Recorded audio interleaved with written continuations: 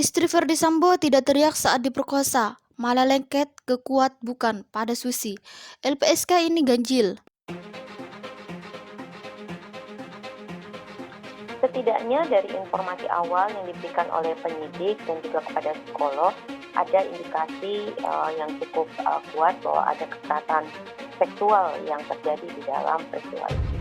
Nah, lebih dalamnya tentunya kami membutuhkan proses juga termasuk untuk berdialog dengan pihak pelapor dan korban, dan ini belum bisa dilakukan karena kondisinya korban, dan karena Komnas Perempuan itu bekerja dengan prinsip-prinsip yang menghormati korban, tentu kita tidak bisa memaksakan untuk pertemuan tersebut. Untuk hasil lie detector atau poligraf ya yang sudah dilakukan kemarin terhadap saudari PC dan juga saudari S sama ya, hasil poligraf setelah saya berkomunikasi dengan tes lapor dan juga operator poligraf bahwa hasil poligraf atau lie detector itu adalah pro justisia ya, itu juga konstruksinya penyidik.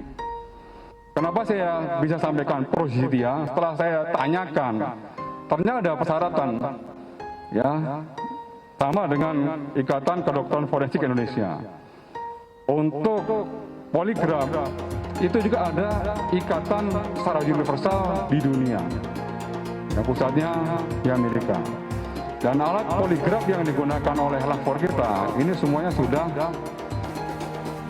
ya terverifikasi dan juga sudah tersertifikasi baik ISO maupun dari Perhimpunan Poligraf Dunia. Sambo dan Kuat Ma'ruf yang disebut-sebut diduga memiliki hubungan spesial. LPSK menilai janggal jika benar istri Verdi Sambo diperkosa. Mengapa tidak teriak? TV One Bali Putra Sundana. Suarabandung.id. Lembaga Perlindungan Saksi dan Korban LPSK yang pengakuan istri Verdi Sambo yang diperkosa mendiang Brigadir J adalah hal janggal. Ketika kejadian di rumah Magelang, masih ada sopir Verdi Sambo bernama Kuat Ma'ruf. Kemudian ada juga ART yang bernama Susi. Lantas Brigadir J yang jelas dari segi relasi lebih baru keberadaannya di keluarga Verdi Sambo dibandingkan dengan Kuat dan Susi. Tidak mungkin berpikir untuk memperkosa istri Verdi Sambo, seorang istri dari jenderal. Dan beda usia yang sangat jauh, yakni 21 tahun. LPSK lantas menyebut rekomendasi Komnas HAM untuk mendalami pemerkosaan, seperti diakui istri Verdi Sambo, tidak memperlihatkan aspek TKP di Magelang. Kesaksian istri Verdi Sambo dan Kuat Ma'ruf pelecehan itu baru saja terjadi pada tanggal 7 Juli 2022. Pada rentetan kejadian yang dikisahkan pada 7-8 Juli, LPSK menilai tidak wajar. Biasanya korban pemerkosaan akan lebih terbuka pada seorang wanita, yang dalam hal ini di Magelang dan Susi. Akan tetapi istri Verdi Sambo jika dilihat dari rekonstruksi malah mendominasi adegan dengan Kuat Ma'ruf. Baru diperkosa malah tanya pelaku pemerkosa. Kemudian saat rekonstruksi istri Verdi Sambo sempat bertanya keberadaan Brigadir J pada RR. PC masih bertanya kepada RR ketika itu dia mana Yosua.